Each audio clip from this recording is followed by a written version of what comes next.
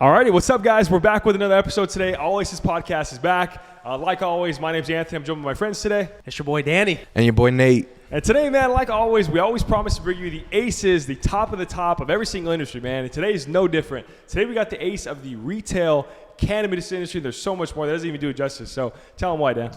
Like my boy Chase him here. At the end of the year, he's going to have over 15 dispensaries open here in California. And I think in Canada too now, right? No, not in Canada, but in some other states. In some other states. Canada might be coming soon. So, and it's really crazy because if you don't know about the dispensary business, it's not where you can just say, hey, you know what, we're going to open one tomorrow. Some of these stores take a couple of years to even get the permission to open them up. So it's really cool. You guys got it going on, man, and we're going to get into it. Alrighty, guys, let's get into it, man. So, Chase, obviously, if you guys are watching at home as well, you guys probably see that it looks really familiar. We did a couple episodes ago for the pod. We are right here back at Culture Cannabis right here in Porterville. One of their many stores they have. It's a beautiful scenery. But just overall badass store, man. But now we actually got the owner of this store, man. The owner, they have tons of different locations. We got Mr. Chasem. So thank you for being on the pod today, man. Oh, thanks for having me. Welcome back, guys. Welcome back to Porterville. Glad to be back. For people at home, man, where can they find you guys first and foremost? At culturecannabisclub.com. And yeah, you just search Culture Cannabis Club. You can find us there. You can find us on Weed Maps. We're throughout Southern California, and we just started coming into the Central California, and then we'll be up in Northern California later this year, and some more stores opening up in Central California, and then later this year we'll be in some other states too that we talked about a moment ago, and so yeah, we're building like another store every month. We'll pretty much be opening up another store. That's like the whole growth. team is there in Woldemar right now, just setting it all up. So just be ready for tomorrow. How does it look like for you, though, like as an owner? Like, obviously, you're not at the site right now. You're able to do a podcast. So what goes into that, and what goes into like a whole grand opening and just starting a store from the ground up like that? Well, it really is. There's a lot of people involved and stuff like that. These projects and decisions are made 2 years ago, in some cases 3 years ago. And so there's a lot of people throughout. There's designers, there's the partnership group that's involved, and then there's a bunch of people that are just, hey, we had like everything here was designed and thought out. We made a decision on this and which way does that smell thing go, and then we need a sticker that says our name on it. Okay, well how do we do that? So like in this store, like everything is designed from scratch. So and I make that point to say that there's so many people and so many decisions that are made along the way. So if you're asking what goes into it, the short version is a lot. The longer version is it's a good group of people that really just, like, our goal is to have the best cannabis experience, period. And that's hopefully we've accomplished that. Yeah. I think so, dude. And one thing that I want to get into for sure is, well, number one, like you said, I want to give you guys a lot of credit for, like, because you could tell you guys handcrafted the experience for the customer. I know when you come in here, like, when you walk into it, it's like, it feels badass whether, like, you're into cannabis or not. But if you're coming in here specifically, obviously, because you're into cannabis, like, it's crazy. Like you said, I know off camera we were talking about a little about the trap shops.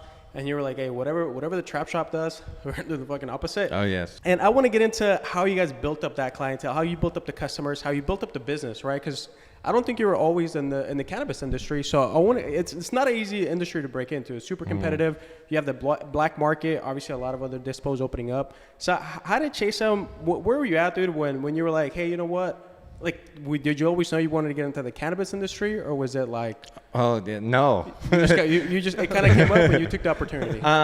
So what had happened was I had me and a few partners. We had started a business. It was a retail chain, and but it was in cell phones, and we had sold the business, and then we had done it again, and then sold some more, another set of stores, and then we're like, well, are we gonna do it again?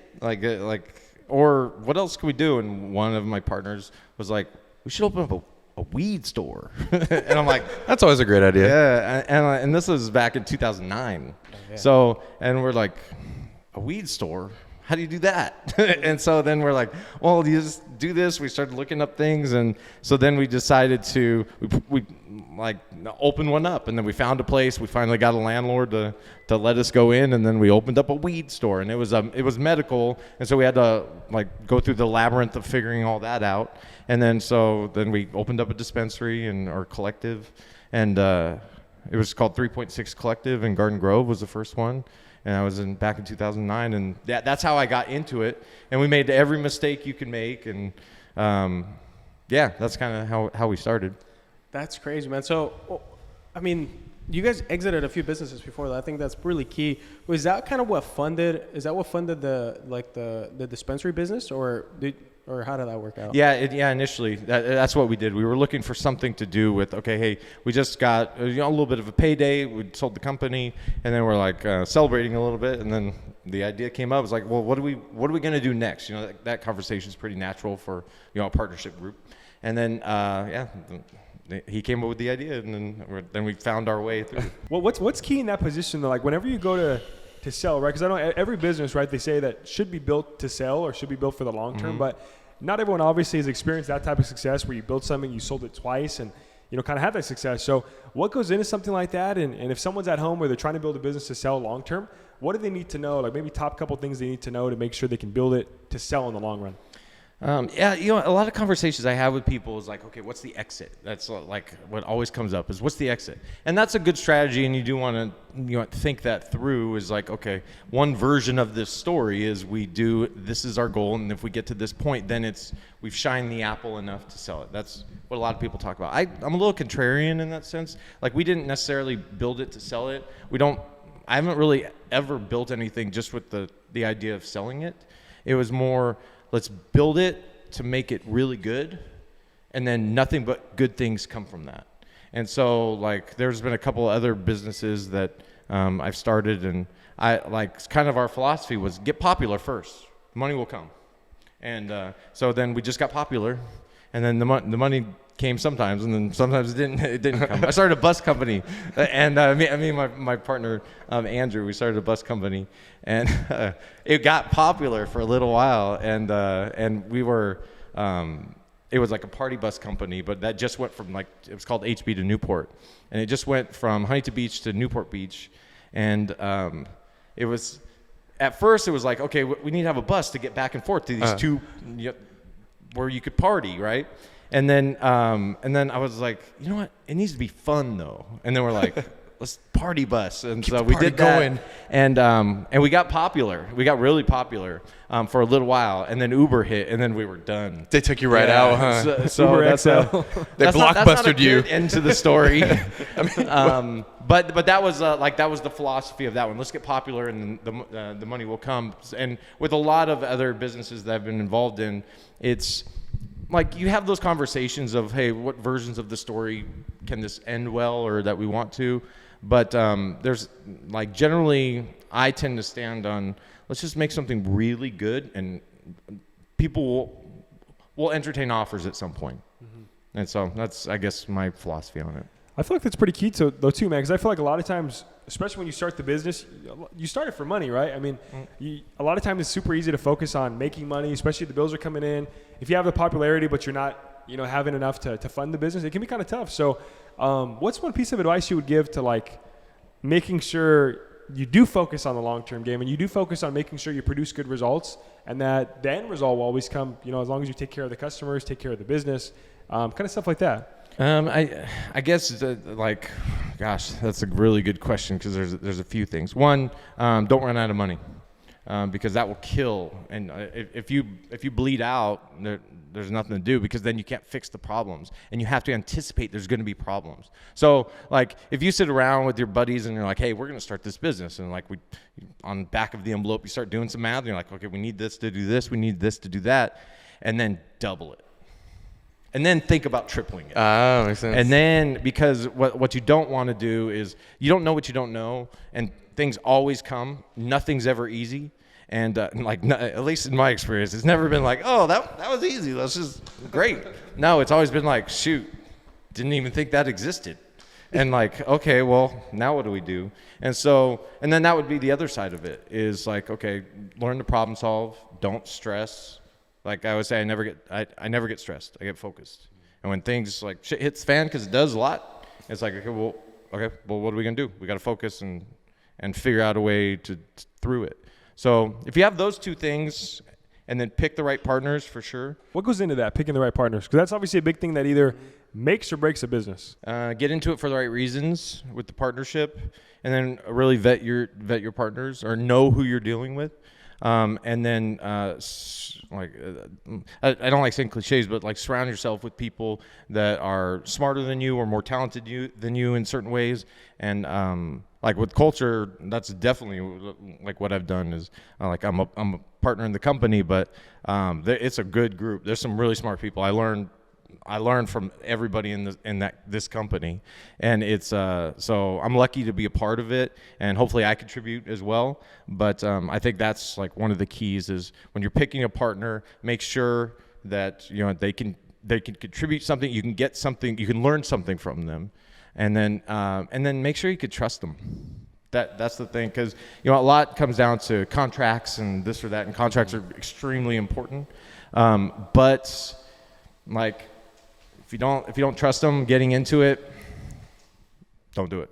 Is there any telltale signs that, like, for example, that you've experienced where maybe bad partnerships went bad and you're like, hey, like if I ever see this again, it's red flag. I'm never probably not going to go down that road. Yeah, if people change the deal at the last second, and if people, when they have leverage in the situation, if they use it against you, then you know what you're dealing with. And I've seen people do that, and it's what I definitely avoid. Or I note. It's like, okay. Keep that in the back. Yeah, it's like, okay, well, now I know what I'm dealing with. And then you can navigate the waters if you know what you're dealing with. Ironically, in one of the partnerships I had, it happened to be an ex-girlfriend at the time. She. Oh. Wow. Yeah, don't. Is that a red flag? Yeah. Yeah. That was a bad idea. Really bad idea. But I knew what I was dealing with, and I'd set it up at the time thinking at the end she's going to go rogue. And so then when she inevitably did, then I kind of had it set. So it wasn't really it wasn't as much carnage. You're like, all right, we're good. Something told me like at the beginning, like this is a bad idea. Did it anyway. Yeah. It's one of those lessons you have to learn that you kind of already knew anyways. Yeah. But once you get there, you learn it. Try not to cross that bridge again. Won't do that again. Pick your partners well. That's Pick your the partners lesson of the story. I like that, man. So going back to the whole, obviously you've operated, you've sold successful businesses. You're operating a current business right now. It's doing extremely well, and you're obviously definitely expanding. So what goes into like opening a dispensary shop like this, and really what's the key to making sure your dispensary is different from all the other dispensaries out there? Go look at all the dispensaries that are around. See what everybody's doing. Like I secret shop a lot of them, and I don't know if it's a secret shop. I just go shop, I guess. And but yeah, like there's every time I look into a dispensary, like my head's on a swivel. I'm like, oh, that's interesting. Why did they do that? How did they end up making that decision? Or that's dumb. That's gonna fail when they do that, or like that. Oh shoot! Like there's certain things, and you know what? The interesting thing is, even going into like other retail stores, like I get a lot from traveling, and like when you see how like if you go to Japan, see how they set up a retail store there, like my brain starts firing because I'm like, whoa, that's really cool how they did that. Look how they just stored that thing there. I never would have thought of that. Mm-hmm. And like, especially in places where it's limited space, you just learn how they cleverly get around things. And so that's just one thing. So, pay attention to what everybody's doing, shamelessly steal the good ideas, and then try to innovate them and evolve them and be like, okay, well, they do that. That probably works. All their customers seem to like that. What's the next level of that? Mm-hmm. Okay, well, if they do that, then if I do this, then they're going to love it. If they like this, they'll love that. Don't reinvent, just enhance a little bit. So that's one side of it, is just as far as the retail side of things. And the other side of it is, well, how do you get a dispensary? It's not easy. That's for sure. One, know the laws. And have people in the group that are can definitely pay attention to what's going on, because every city is different. Like in California, every city is different, and like the state granted every city the ability to come up with their own ways of doing it. But some of them don't even know anything about cannabis, and they're making cannabis law. And so then like you have to learn what that is, navigate whatever like road they put in front of you, and then just relentlessly go after it. Like there's a couple partners in the group that are excellent and experts at it, and probably the best in the business. So I'm riding their coattails on this. But I'll let you guys handle this. yeah, it's like you guys got it. Keep going. Keep doing what you're doing over there. Yep. And so yeah, that's the way to do it, is like just find out how to do it, meaning like what's the law, how do I apply this or that, and then there's going to be it's a labyrinth, but there's also like you could figure it out through reading it, and then you just give it the best shot, and then find out what the people that are successful are doing, and try to Re-implement that basically. Yep, exactly right. One thing I do want to ask you, has there been any cities that you guys have tried to crack into or get a dispensary in, but they kind of give you like a pushback, or they don't necessarily want that type of business in their city? Or like what are some issues that you've kind of come across with like zoning law, stuff like that? Yeah, there's still a bunch of cities that won't allow it. Like, and so you lobby them, or you try to talk to them, or you try to talk to a city council member, and they're like, yeah, I'm for it, but the other 4 aren't. So if you could convince them, then it's like, okay. And like then maybe you do convince one of them, but then their constituents don't like it, and there's a stigma still around cannabis to a degree, and that's partly why we try to make it so like nice in here, because it's our role to break that stigma. Like when nobody that comes in here ever thinks like they're doing something wrong, but some of the trap shops, or like the shops that are legal, you still go in, you still feel a little icky. Like you're like, am I? Oh, I get that 100%. Yeah, that's one thing I can say, like coming in here and seeing, is like you guys are very like high tech here. I would say like how you can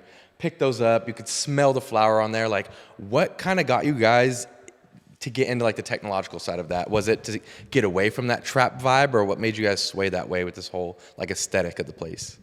Well, basically when it became legal recreationally, then we just decided we're going to go the complete opposite of what the old side of the old side of the trap shops were.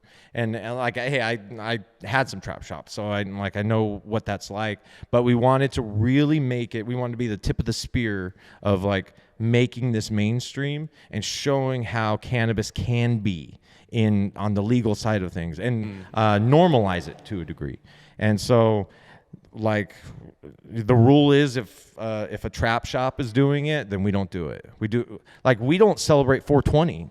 That's just crazy, right? In the industry, we celebrate 419.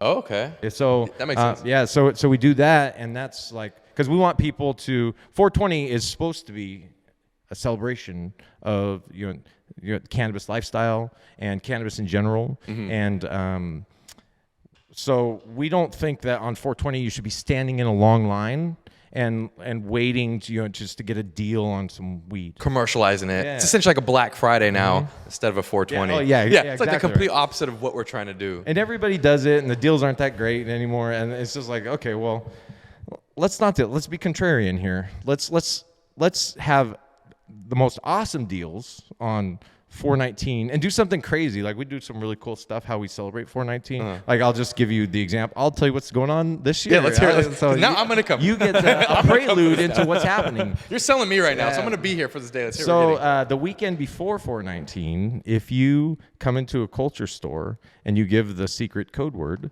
then what we're going to, our theme, I should tell you our theme is Write that code is word Y2K. And so then you get the code word, then you're going to get a floppy disk. And that floppy disk is you get to bring on 419, and then you get one of our notoriously awesome mystery boxes. This is badass. I'm going to be honest with you. This is like some pretty cool shit right here. That's sick. Yeah, so Some of these viewers weren't even alive for this Y2K. That's so badass that you brought that up, because I mean one of the revolving questions in the industry is always like, Like, well, like if I'm a consumer, right? Like, well, why? Like, what's stopping me? Like, what would I go to a Culture Cannabis compared to like a fucking my guy in the fucking street, you know, or the black market shop, right? But I think that you kind of just answer that in a sense, and I think you kind of been answering it the whole time, you know, talking about how you guys handcrafted the experience and do stuff like that, like the 419 thing. So, what other things do you guys do to kind of sway the people to say, hey, you know what, I get it, you know, you're used to kind of doing things your own way, but this is the way, you know, this is the better way to kind of do cannabis. You really take it like piece by piece. Like, what's the experience walking in the door? What's the experience looking at the shop? What's the experience when I walk in? What's the experience when it's my first time coming into a dispensary? Like, we have something called the tour, and like we show everybody around the entire place and kind of explain what's going on here, rather than like the typical trap shop where they wait in line to get to the front, and then they got to pick something real quick, and so you kind of break it down by that. Like, if you're gonna have a great basketball team, you know, you need a really good point guard, and then you need a really good like center, and then you need a really good coach. And so you kind of break it apart like that and make sure that each one of those things is really, really good, or at least well thought out, or as best we can. And trust me, we're changing things all the time. So even when we think something's well thought out, we got to rethink it, or like, oh shoot, that didn't work how we thought. So this store is even like version 6 of the stores, because every store, and even version 7, which is Wildemar that's opening, like that is still, there's some things that we changed on that. And then and there's some things we already see that we're going to change on the next one. So it's constantly improving the experience. And obviously here in Porterville, right? You guys are here, but here in the Valley, there's a lot of our dispensaries. How does it get? Is it like chippy? Is there like, are you guys friends? What's the relationship with Dispensary all the dispensaries? beef. Yeah, like in Porterville, we really haven't seen that. There's one other in Porterville, and we've met with them, and we're friendly with them, and like we're rooting for them. Like in cannabis, like we run our own race. We don't really like try to figure out, okay, what beef can we have with them. That being said, there's definitely beef when it comes to dispensaries. Like some dispensaries out there are ruthless, and especially when you get like, some of them are having some trouble, and when you get backed in the corner, like they start doing some crazy stuff. They'll go after you online. There's always like these random like reviews that we get. Those weed maps is bombing all your views. You know who it is. Exactly. And like we look up the customer, like that person doesn't even exist here.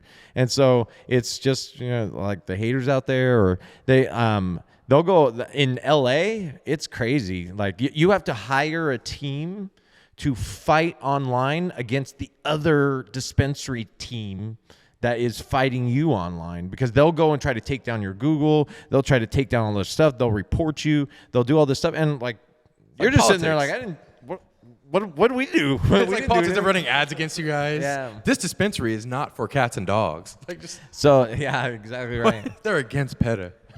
So we get some of that, and like we just try to reply with grace, and like we don't fire back. We don't play that game. But Like, oh, our weed shits on yours. you know it's He's like, there was one ad. Okay, I do have like a couple burner accounts. All right. There is in our because we're opening our Wildemar store. It was funny. I was talking to another guy who had a dispensary in the called the Healing Tree around there. A great guy, great dispensary, and people should check them out too. But he had an employee who I guess some employee had just left another dispensary around there, and apparently her job was to go and get the other dispensary stuff taken down. And this is in like Lake Elsinore area-ish. Oh, shit. Yeah, and so like her job was to just do all that, and it was like, wow, that's how ruthless people are. That's a crazy job to have too. Like, oh, what's your job today? Oh, I'm just fucking up these people's livelihood. Yeah. No big deal. Yeah, you know what? It just comes back. It just comes back at you, and Like so tenfold too. Oh like, yeah, way worse. And you don't even realize it, and it's like there was it's funny that I remember when that belief, like then I realized that that, hey, you don't want to do wrong out there because it comes back at you. Me and my buddies, we did, and I'm not proud of this, just for the record.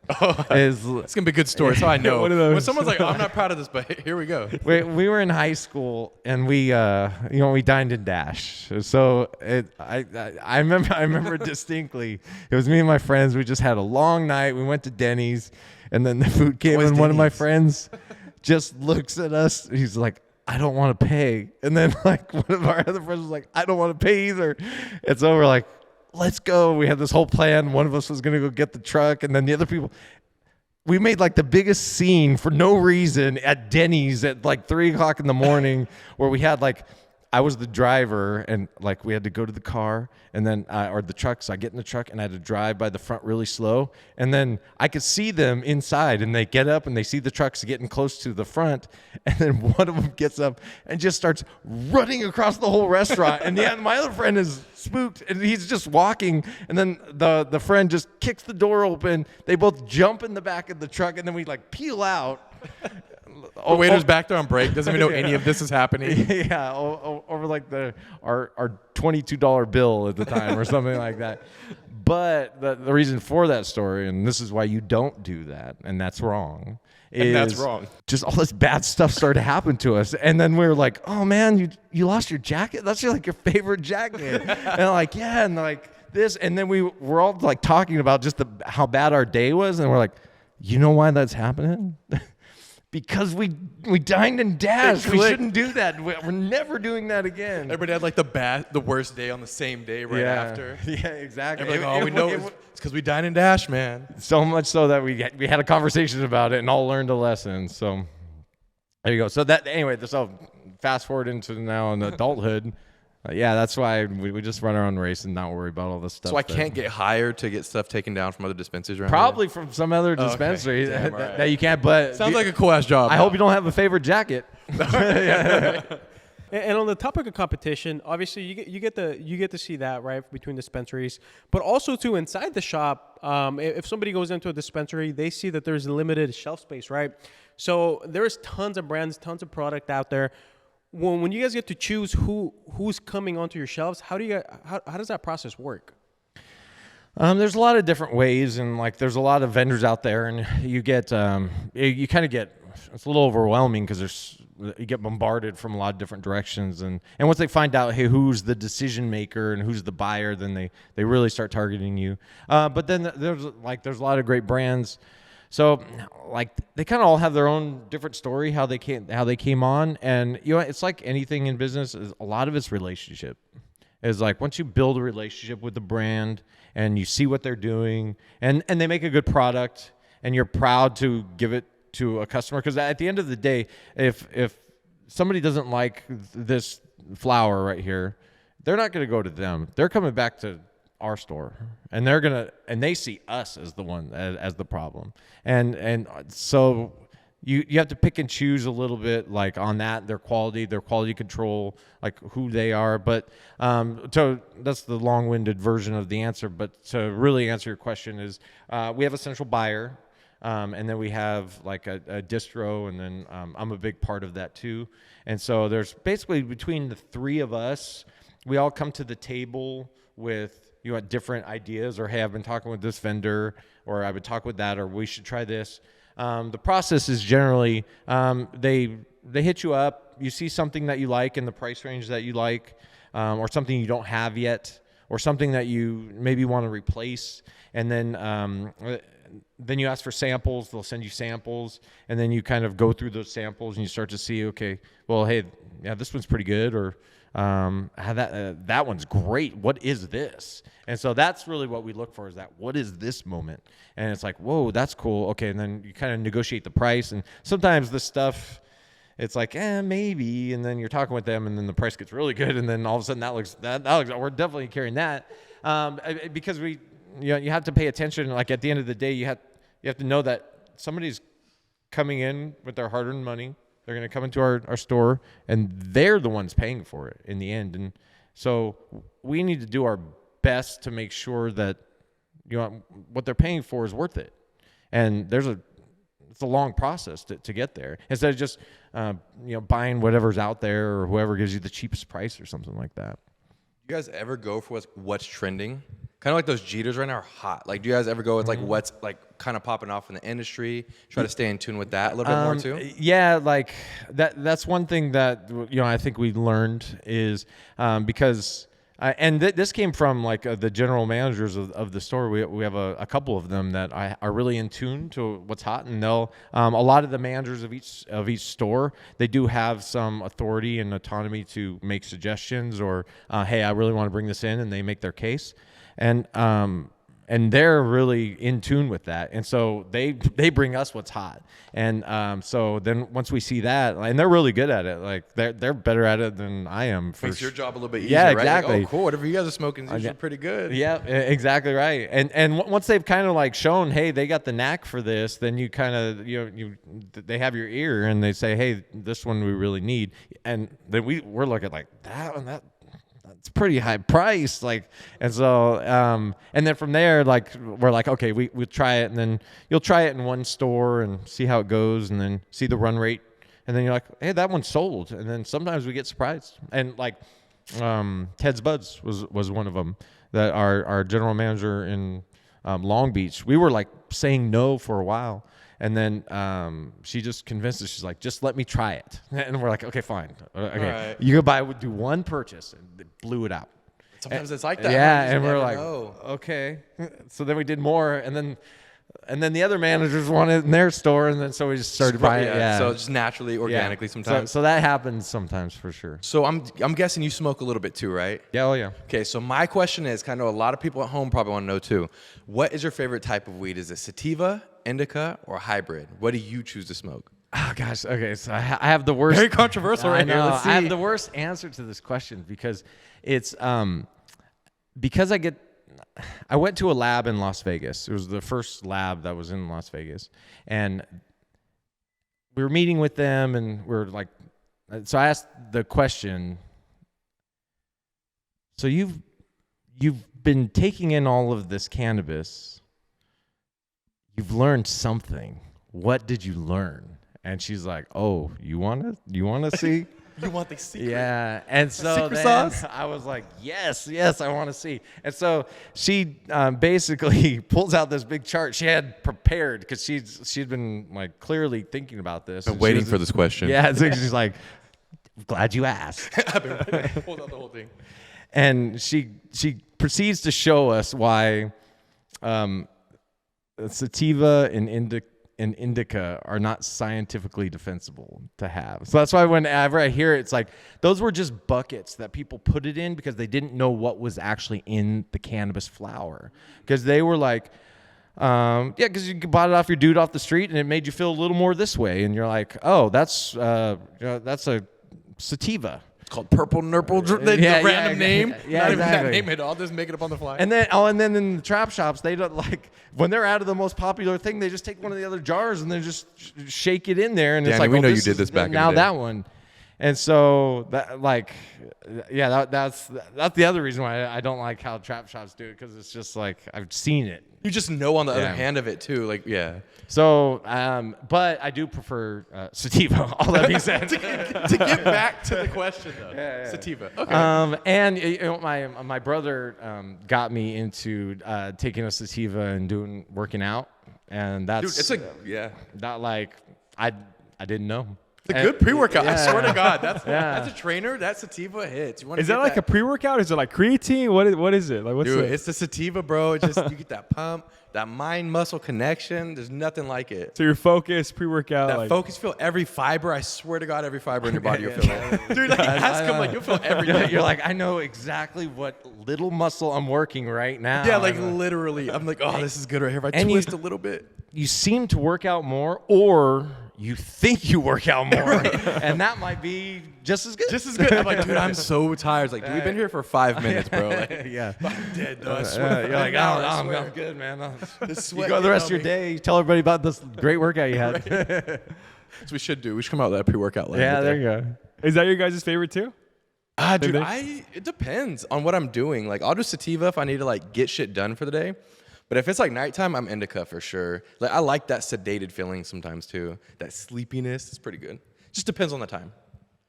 But mainly like hybrid, I guess, right in the middle. It just depends though. It's hard. It's hard to do. It's hard to say. I'd say hybrid. Has to be hybrid. Because it all hits so different, huh? It's like it really just depends on the strain too. Yeah. So. Well, because they all like everybody's kind of chasing that one that they like had that one time. You're like, I want to feel that again, and That what- it mine was was like a LA it, Confidential. was it a hybrid or a sativa or this, and You, like, it's really the online. profile, and that's what people don't like fully get yet. But you're starting to see in the industry, you're starting to see brands start to lean away, not necessarily lean away from indica sativa because it's part of the nomenclature, but they're saying, hey, this one will calm you down. Or this one's for energy. I have seen that. Or it has like the descriptiveness. Yes. Like with the back of the wine. Where it's like, oh, robust feeling of, yeah. Yep. So brands are starting to catch on to that. And then so they're starting to put that. And now people are starting to ask for that. And so what we're doing to kind of push that forward is we are now even like redesigning. Now you can go on there, and we're doing a test in one of the stores right now where you could pick, I just want to relax. And then we'll show you all the products that will help you relax. So instead of picking an indica or something like that, which you can still pick indica, but you'll be able to pick, oh, I just want to relax, or I have anxiety, or that I need goes- some yeah. muscle relief. That's what I'm saying. Your experience is just way different. Because you go anywhere else, you're not going to get that. Like where it's like, oh, I want to get sleepy or relax. Like you know the goal that you want, and you're working backwards from it to find exactly what you want. And I've really never seen that in any other dispensary I've ever personally been to. Yeah, I've been to a few. I've been to quite a bit. Well, you do a lot of workouts. So. Yeah, exactly. It's the workouts, yeah, exactly. Go ahead. Oh yeah, you're good. Oh, I was gonna say they're like, yeah. A lot of times, what you see is like, oh yeah, that's fire, and like that's the extent of like, or that's gas. And you're like, I'm like okay, that when I is text that- too, so I'm like That's guilty good, about this. right? Yeah, That's good. Like I'll take it. Yeah. And some people look for that. They look for the most potent, you know, and that's great. But there is like a whole nother multi sides to cannabis and cannabis use and what it could do for you. Probably 25 to 30% of the people that come in are coming in looking for some type of relief. And so there's that whole side of things, and that's what we have the responsibility to not just give them the gas. We have the responsibility to know, to a degree, like we're not medical experts, but we do know that, hey, this people that come in and they do want to relax, this does give them that. And now that products are starting to say, hey, this is what it does, and it makes it even more helpful. On that same topic, kind of like a personal question I had for someone that's like for example, me, I've never smoked or anything like that. So someone that's never smoked, if they're coming in here for the exact first time, what would you recommend? Oh, the gas. Right now. There, right? It's like the gas. Popping the cherry. No. So like, well, you know what? There are some like mints that you could take that are really small dosages, and it depends. Like, are you coming into? Depends on what is bringing your curiosity. I thought the mint was like a jab right now. Like you say, like, well, there's some mints. They're like, well, there's like 2 milligram stuff. Okay. So like you're really taking a really small amount, and you're kind of able to, because what you don't want to do, and everybody's got this story, and maybe one day you'll have this story. It's like, oh, hey, I wanted to try something, so I tried an edible, and I took a big bite of this brownie, and then tomorrow came, and like there's you want to avoid that, but like an edible is an easy way to really step into it and step into the getting high, and that's a really easy way to do it. And then if you want to like pre-rolls, there's every type of pre-roll over there. That's another good way because Slept on. Yeah, exactly. You So can, good. They're ready for you already. you feel like that's like so pre-rolls are a little bit less of dosage. You would say, or well, like if it's your first time, you probably don't have a bong and a grinder, and like you probably don't even know how to use the bong. Yeah. And so there are some, like a pre-roll is like, hey, you know how to smoke and you know how to light something. Well, congratulations, you can Inhale smoke and yourself some breathe weed. out. And that's a good way to get into the like you smoke, you take it in, you start to feel it, and then you can kind of choose your own adventure a little bit, where instead of like you can smoke more of it, you could pass it. When it comes back around, you can take another puff, or you can like with edibles. The thing you have to watch out for is like once you you take a certain amount, you've now consumed that. You were amount. on that ride, Yes. buddy. I've been high for 3 days before. Yeah. Not a joke. 3 days? The dude was like, bro, I made it strong. Don't eat the whole thing. I'm like, bro, I smoke all the Was it time. like a brownie? Was it a cookie? Bro, it was a What- brownie. And he was Okay. like, I was like, I smoke all the time. This is nothing. Ate the whole fucking thing, bro. Like, I was not coherent for the first day, but I was high for legit like 3 days. It Dude, was that's crazy. the thing. So like, So much. cameraman Freddie behind the camera, like he's my protector. So sometimes like I've got to offer different stuff, but Freddie's always like, I always look at Freddie, and he's like, Starting you off with the it's dab. like, it's Starting you off with the it's- dabs. It's the nod, bro. But then if I know if he gives me like a regular nod, I'm like, all right, well, it's probably safe. You know, he's looking out for the best interests of the boys here. You always got to have a Freddy around. You always have got to have a Freddie, let's just bro. start him off with dabs, bro. He'll be all right. He'll handle. He'll be okay. Dabs. Oh, A fat old dab. This is why we have Freddie around, bro. What is it? What is your number for you to do this, bro? How The thing many is, bro, likes? Freddie's shaking his head. Like the Freddie meter's going off the I charts need right you now. right now to what is that number of subs that we need to get you high? Bro, I'll leave it up to Freddie. Producer Freddie will kind of. Like 300, 500, 1,000? All right, so 1,000 subs and we'll get this kid high right here. It's happening. We said it 1,000 on subs camera. We or can't. like? Huh? 1,000 subs or likes. Ooh. subs? I say subs. I feel Subs? subs. Like, if That's subs gonna be harder to happen- hit. When it happens, we'll come back here. We'll come back. Here. We'll come back. His eyes are gonna be hella low. Yeah, we'll I have We're gonna to- come back here. I have to get the tour, bro. We'll get the tour. We'll supply it. That'll be like yeah, this will be like documentary style though, of just going Oh with no! it. What do you guys think about the argument about alcohol versus like cannabis and smoking and stuff? Some people are like super against cannabis, but they're all for alcohol, and then some people are like the opposite, where they're super with cannabis, you know, or smoking and stuff, but then they're super against alcohol. What's your guys' takes on that? Well, obviously, I know that you know.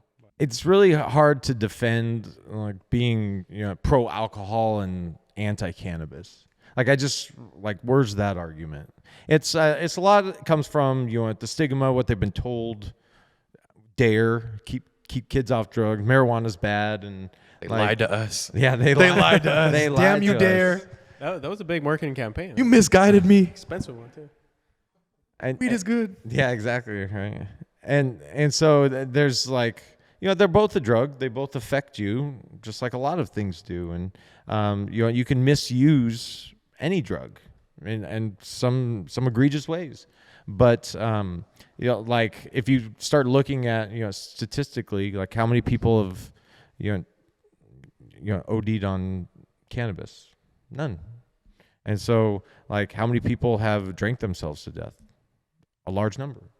And so like I'm not saying one's better than the other. I'm just saying like if we're going to have a real conversation about it, or if there is the debate to be had, it's like one, ask the question, okay, well, why are you debating the two? What are you exactly debating? Are you trying to say that one should be illegal and one shouldn't? Then let's hear that argument. And really when you get down to the bedrock of those arguments, it really comes down to maybe they just don't know that much about cannabis. Maybe they've never tried it. There's a lot of there's a stigma. You see that culturally sometimes too. Definitely culturally, I see. More than anything, I think. And like that's that's tough. Like that's tough to people learn something, and it's tough to unlearn things sometimes. So it's I there's not really a good argument. Like cigarettes. Like, does anybody think that cigarettes are good for you in any way? Not like Nobody. No. So They're just addicted. Yeah, exactly. And we do know that there's like, okay, so here's the difference between a cigarette and a cannabis joint, and especially a cannabis joint from a legal dispensary. So a cigarette has like how many carcinogens in it, how many chemicals were put in that to make you more addictive, to make you want it. Well, cannabis is just the opposite.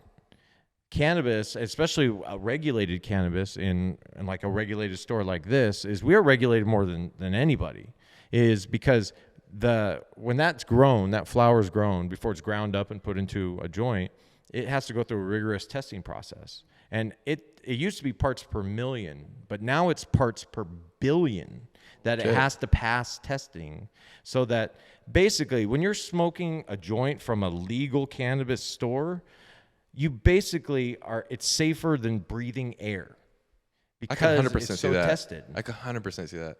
And so then, well, if you compare that joint versus a cigarette, like, what's the comparison? I know. Well, even with, I think alcohol too. When you drink alcohol, you're essentially just poisoning your liver, and it's metabolizing, which is why you feel drunk. Versus like weed, there's no like negative side effects of that. And I think even if you want to take it even a step further, like for me, I like never really smoke blunts. I didn't like what was in the paper, so I'll smoke out of glass, or I'll even eat edibles to like mitigate all that extra stuff that you're putting in your body. So I think there's a lot more like safer ways to ingest marijuana, and I think the recovery too, like as a personal trainer, like the recovery process of it is way better because you can drink when you're drunk, but you're not going to get the same amount of recovery as if you're high. Like your body will actually go through the recovery, versus when you're drunk, your body's just trying to get rid of all the alcohol, and you're not really getting good rest. So I think like weed's way better on terms of like healthiness, I guess. Sold. I had this fucking concept in my head, right? Which I think you hear it a lot. Is like you're a functioning stoner. Like you could be a functioning stoner, you know. And since then, I've changed my stance on that because I don't think that like because we operate like you said, the insurance business, 12 locations. So like I can't even imagine doing some of the stuff that I do now, like even remotely high. They won't even let me do the pods high. Huh? They won't even let me do the pods high anymore. You've been banned. I'm banned from smoking before the pods. To me, like I feel like because I've been on both sides of it. I'm like, okay, does it enhance your performance? Arguably in like some things, but I'm like a strong believer where there is no such thing as like being like a functioning stoner. What do you think about that, bro? Because you're in the industry, you operate, a large operation. What do you think about that? Like when you work, bro, are you sober or do you go in there a little bit? Well, yeah, we don't allow anybody to consume on the premises or be high at work. But outside of our rules and regulations here is, and that's the law too. So I think you can be a functioning stoner, but then the question is, what's a stoner?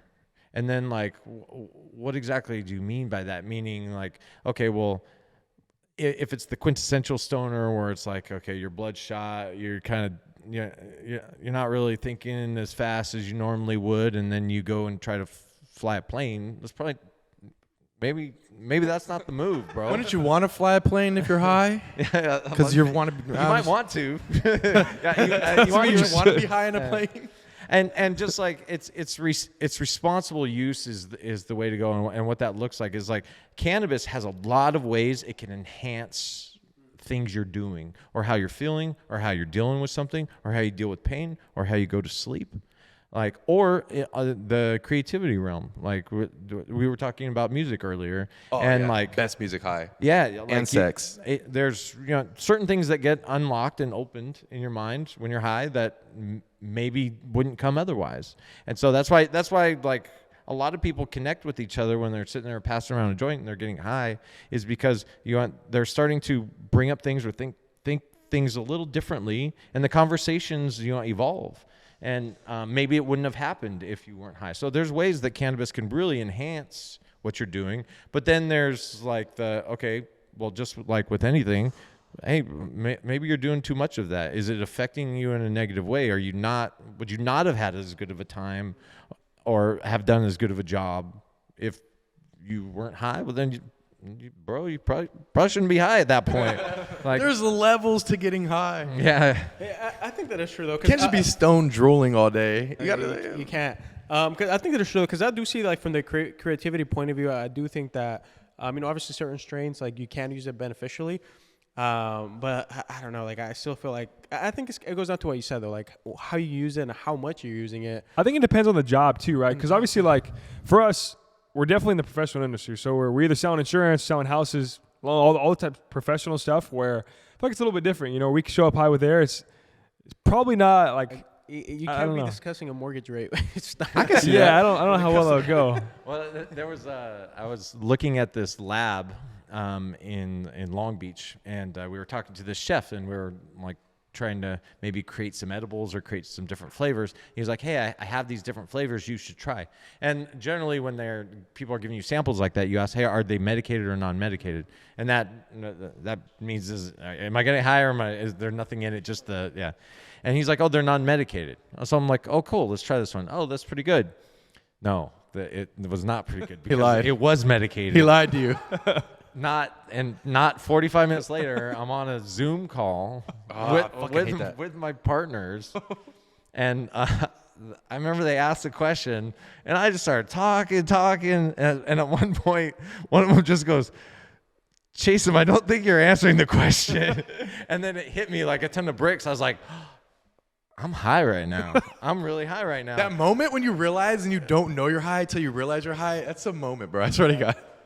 And I was like, oh no. And so then I got real quiet on that. I'm like, shoot, okay, I need to think harder right now. I do want to ask you one question, unrelated. Would you say bongs, blunts, or joints, or edibles? Like, what's your preferred way of ingesting marijuana? Yeah, I tend to edibles. I like that. It's you go through different phases in life. Like 100%, yeah. And then my season right now is, for some reason, like rosin gummies that's my jam right now. No, so what I'll do is I'll take some gummies and I'll hit the stizzy first just to get that high, the initial high. And like once that starts going down, those gummies start hitting. It like leads the way. And something about rosin, it's picking up in the industry, and like rosin because it still has a lot of the original flower and the oils of the flower in it, and so that, and then in the gummy it's just easy, and some of the gummies are delicious. What are some of the gummies that you prefer that you have here? Well, Funny Gummy is one that we prefer. Wild's really popular. You kind of can't go wrong with Wild. Camino's really popular too. Like those three right there, like you pick any of those. Okay. Those are good. I'm looking at all the edibles right now, and I guess we're pretty proud of this, but like we don't carry anything that's not good. Like there's a lot of not good gummies out there. I've seen them. I've tried them. Yeah, I'm like, dude, I did not get high. I ate 3 of these. And so like that's why we have like a vetting process to get in, is because we want it on the shelf. We want somebody to have a good experience. Gotta get that gas on the shelf. Just have to try everything before you buy them. Like, all right, give us a week. We'll go through the products. We'll let you know how they are. Yeah, I try some, but then sometimes I'm like, here, okay, let me give it out to 5. If you need help, 5 of the team. If you need help trying these, I got you. Okay. And then if I get 5 thumbs up, then we're good. As long as they pass, right?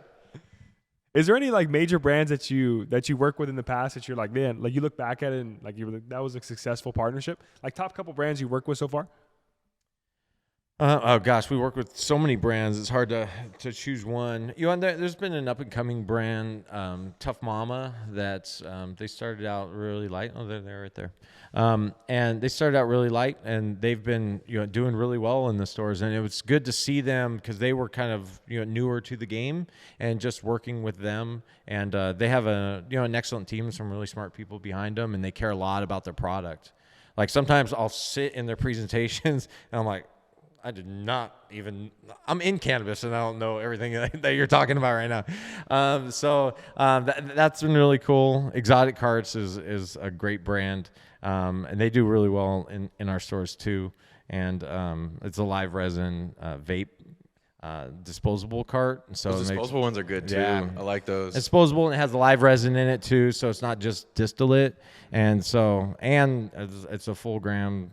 Oh shit! So you kind of can't go wrong. So on the topic of big brands, bro, like, well, what's your thoughts on the big brands like Cookies with Burner? You got Stizzy, like a couple of those bigger brands. What's your thoughts on them, and how has your experience been working with them? I think they did an excellent job at marketing themselves. Like it's very difficult to create a brand that lasts in cannabis, and both of those groups have done really well marketing themselves, and they were clever how they did it. And they took some big risks, like in Stizzy's case, they took some big risks to make it happen.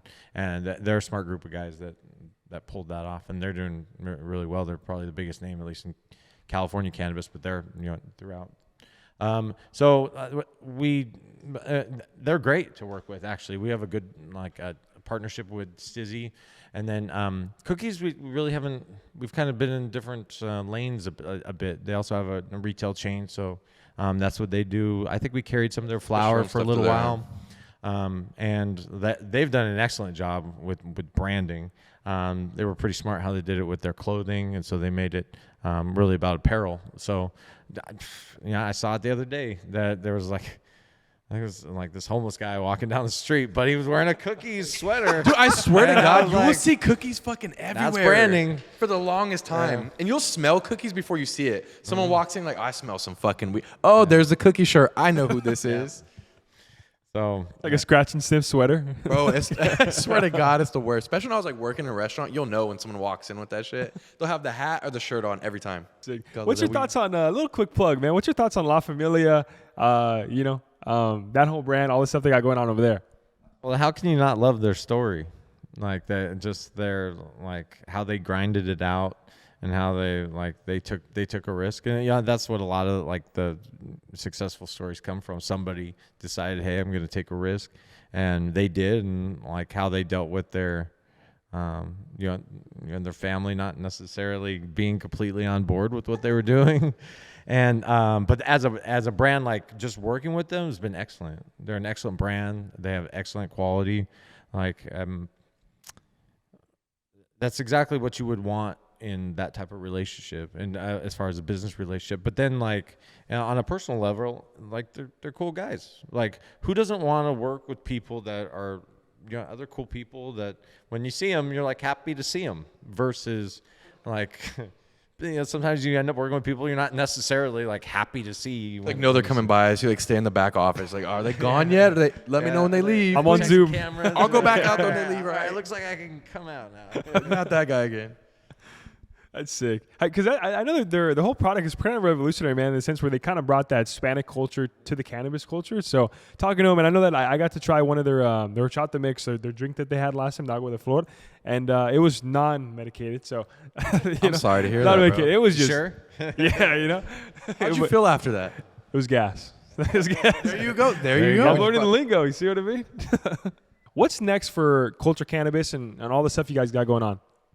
Yeah, we're in for a big expansion, and we've been gearing up for this for years, and so we've won a bunch of licenses for retail, and so now we're building them all out and we're opening them up. So if you haven't heard of Culture Cannabis Club, you certainly will. We'll be one of the largest retailers in California, and so we're on that path. It's been head down, grinding, moving forward.